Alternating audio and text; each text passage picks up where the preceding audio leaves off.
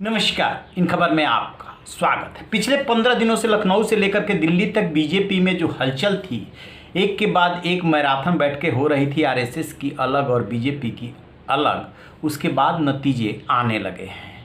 प्रदेश अध्यक्ष स्वतंत्र देव सिंह और संगठन महासचिव बीजेपी सुनील बंसल दिल्ली शीर्ष नेतृत्व से मिल करके गए थे। उसके बाद स्वतंत्र देव सिंह ने 3 नियुक्तियां संगठन में की है, जिसमें कि सबसे बड़ी जो नियुक्ति है वो AK शर्मा की उपाध्यक्ष के रूप में, अर्चना मिश्रा और अमित वाल्मीकि को प्रदेश मंत्री बनाया गया है। लेकिन जो चर्चा हो रही है वो AK शर्मा की ज़्यादा हो रही है। इसका क्या मतलब निकाला जाए, क्या है मायने? क्योंकि योगी के बारे में कहा जाता है कि वो इन्हीं को लेकर के अड़े हुए थे, तो एकदम संदेश साफ है। योगी के नेतृत्व में ही चुनाव होगा उत्तर प्रदेश में। हार और जीत के लिए काफ़ी हद तक वही जिम्मेदार माने जाएंगे। पिछले दिनों जो केशव प्रसाद मौर्य हैं डिप्टी चीफ, उन्होंने असम मॉडल का ध्यान दिलाया था कि एक सामूहिक नेतृत्व में चुनाव होगा और मुख्यमंत्री तय होगा। क्योंकि आपको याद होगा हेमंत बिस्व शर्मा बाद में असम के मुख्यमंत्री बने थे।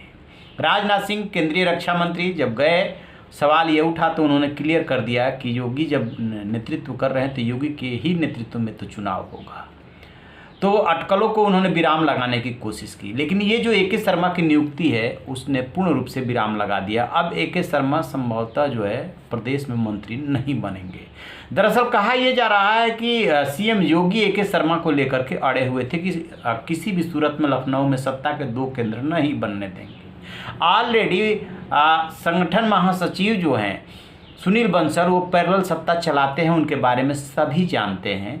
और योगी को भी आंख बंद करके जो वो करके भेजते हैं उस पर चिड़िया बिठानी होती है। लिहाजा तीसरा समानांतर सत्ता केंद्र वो नहीं बनने देना चाहते थे, वही हुआ।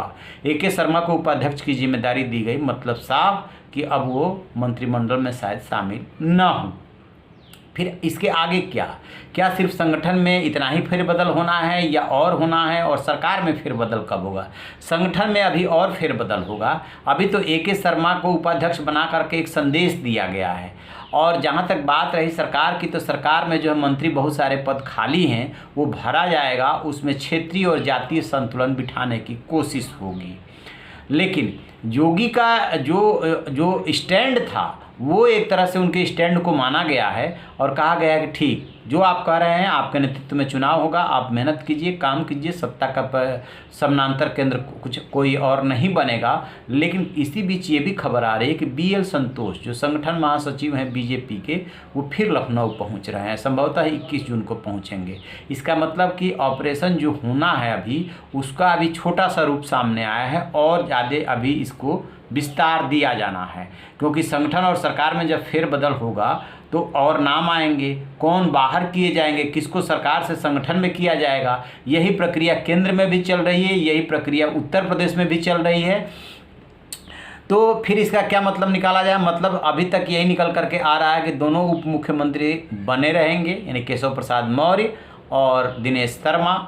योगी मुख्यमंत्री हैं ही, और ये जो बात आ रही थी तीसरा उप मुख्यमंत्री बनाने की, वो बात जो है खत्म हो गई उनको उपाध्यक्ष बनाने के साथ ही।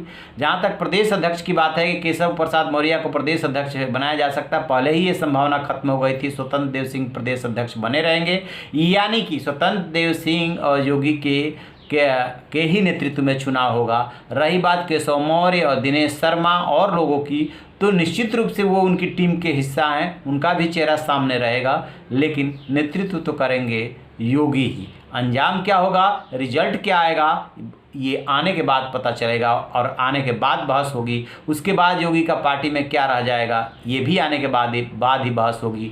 अभी तो ये साफ संदेश जा ही रहा है कि RSS का उनको आशीर्वाद प्राप्त है और वो अपनी बात पे अड़े हुए हैं। तो आप रहिए ना बेखबर, देखते रहिए इन खबर। Thank you.